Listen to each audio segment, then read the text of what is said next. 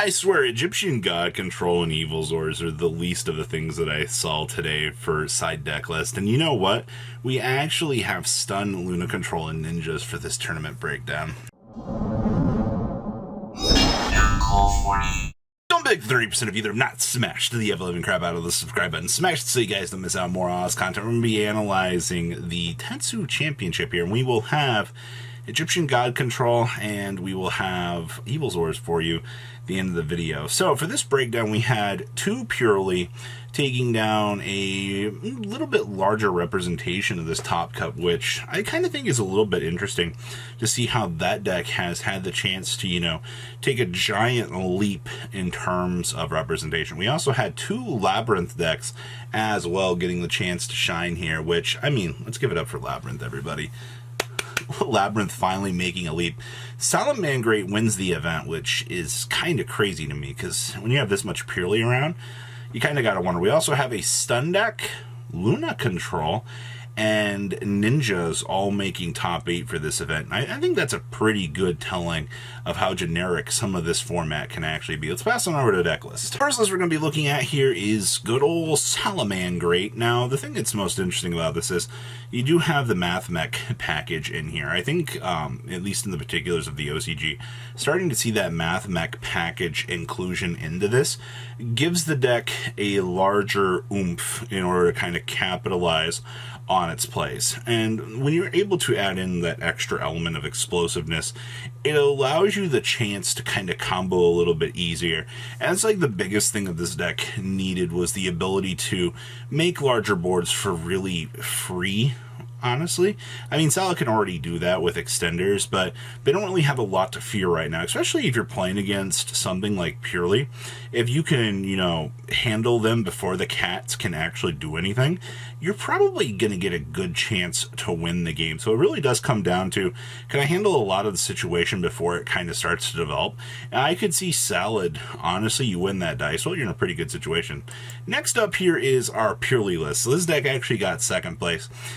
This is going to be sporting off the Rainbow Bridge of Salvation shenanigans, where you discard the Rainbow Bridge, you go search for your field spell, and you search for a free Cobalt Eagle. The Cobalt Eagle gives you an additional discard for your next Purrely card. And then, of course, once you get everything off to the races there, you're essentially good to go at this point in time.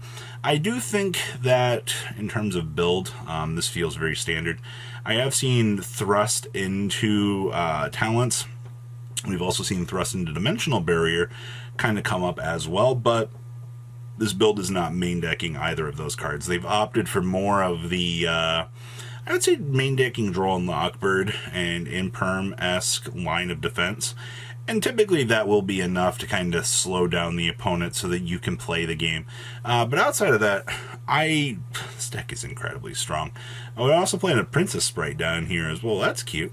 Next up here we have Labyrinth. Wow, so Labyrinth managed to creak in at multiple levels here. And of course, you are seeing this deck sport off the power of Eradicator Epidemic Virus.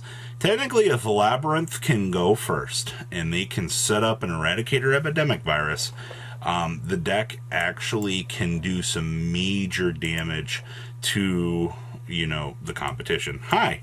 Thank you, dear old cat. I love the fact that I can just declare spell card and, you know, destroy my opponent. That's actually pretty good. I will also say that in terms of how this deck is shaped up, I mean, with Evenly Matches and a lot of the other power cards that you've got going for you here, the deck still feels like an incredibly strong metagame breaker. It's just, it's taken a little bit of time for the deck to kind of figure out what it wants to do. And, well, it looks like it's finally done it. So good stuff. Hey, look, it's our other Purrely list. Wow, both Purrely decks were within top 4 of this event. And not too shocked about that, honestly. You are seeing down here that we are playing the Thrust, though just to toggle into the talents, which is fine.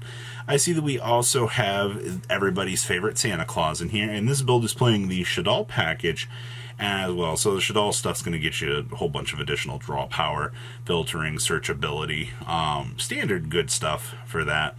If you do notice that, we're not doing, since we're playing that, we're not playing the Rainbow Bridge of Salvation, it does kind of alleviate some of the bricks that the deck would actually have, which, I mean, either way, it comes down to what's going to be your best maximum value. Do I need, said card in this situation? And I think either way, depending on the situation, that you'll be fine. But this, once again, shows how dumb that this deck has actually become in terms of power and so forth. All right, next up we have Stun with triple Time Tearing Morganite. Now, I also see the first thing down here is we're playing the Chain Destruction or Disappearance in the side deck. That's hilarious. That is just strictly so that you can punish the Purrely player if they're trying to get off the ground. I see we're also playing triple Macrocosmo in here as well. Typically, if you can flip up a Macrocosmo back with like a Solemn Judgment or something, you're probably going to win the game. That's actually pretty incredible. We do have 5 pots in here, which somebody's going to be like, why? What's the point of playing? You want draw power. You definitely need it. This deck is also focusing on the Kaiju Fairy Tale Lunas so that you can, bounce, take care of opponent's problem, and then continue on with that rotation so you can actually try to play the game. It's very, very shameful, but it does get the job done. Whether or not, you like being considered a real duelist or not, you have to take advantage of these good outs. Next up here is our second Labyrinth list.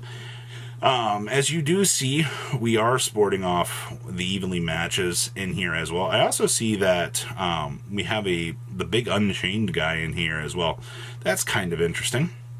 The new Unchained monster actually kind of adds a little bit of synergy to this. It looks like it's accessible. Okay. And then, of course, we do have the Eradicator Epidemic Virus. Having to be able to roll the virus in order to take care of spells from your opponent is going to probably put you in a pretty good winning position. Outside of that, just seeing the Ishizu Shufflers back in this deck to kind of handle the situation is kind of ridiculous, but when a metagame projects itself to be as bad as it actually looks, I can't really blame them for having to resort to such things like that. And then, of course, the Anti-Spell Fragrance is going to be pretty good, though your opponent can just chain whatever they wanted to do anyway to it, but, I mean, it gets advantage going, for sure. Next up is our... Yes, this is our Fairy Tale Luna control. So this is different than Stun. This is where we can use the, basically rank 8 turbo shenanigans. Start generating larger monsters. And then those larger monsters' entire job is to stun the opponent. Once you've kind of stunned your opponent, then you'll start to see how this deck can really shine. Honestly, Alphas, Gizmex, all of the power monsters are incredibly strong. We're also playing Light and Dark Barrier statues down there, which is really, really cute. I didn't think that we would see a time like that, but I mean, you can toggle for them off of Chaos Ruler, which is kind of cute in itself. I also see here that we're side decking majority of extra hand traps, and then our side deck options for the main deck options for Cyframes is very, very cute. Covering a lot of ground there with our one-ofs, and of course Phantasme in the year 2023. Whew. All right. Next up here, we have the ninjutsu art of Laugh at My Opponent. The first thing I'm going to tell you down here is, once again, Ghost Reaper and Winter Cherries is doing its job.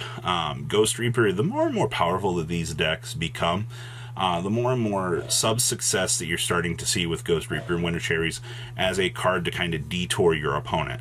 The fact that you can punish your opponent as easily with that is really good. The rest of the ninja stuff is going to give you the chance to play the game.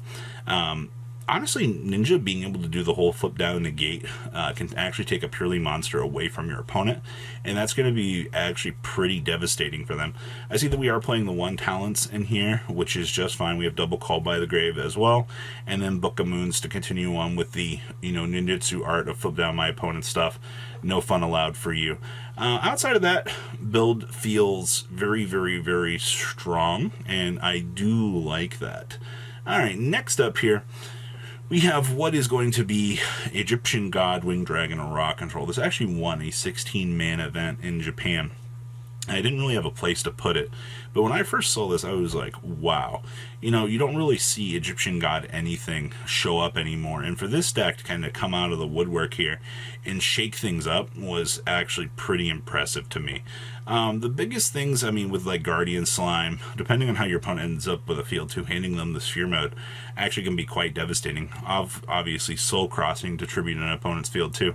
You're finally starting to get that value off of, you know, free tribute summons and things like that, where, you know, more of the Egyptian God control-esque stuff can do things. Also, I mean, you have the Numeron package in here as well to troll as well. Setting up a whole lot of Numeron monsters and then tributing them for the Winged Dragon around actually is a lot better than I think people kind of give it credit for. So you really got to give some consideration to that. And then, of course, we have this Evilswarm list.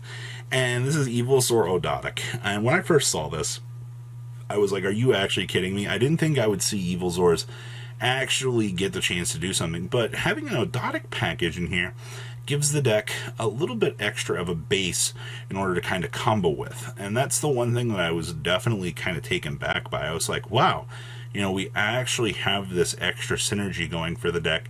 Not really something that I think a lot of people would really consider at this point in time. So kind of think about that. So that is everything that we got of interest for this video. Please leave a comment about how much you guys think. I'll see your beautiful faces back here later in the day, guys. Peace out. Patrons, thank you.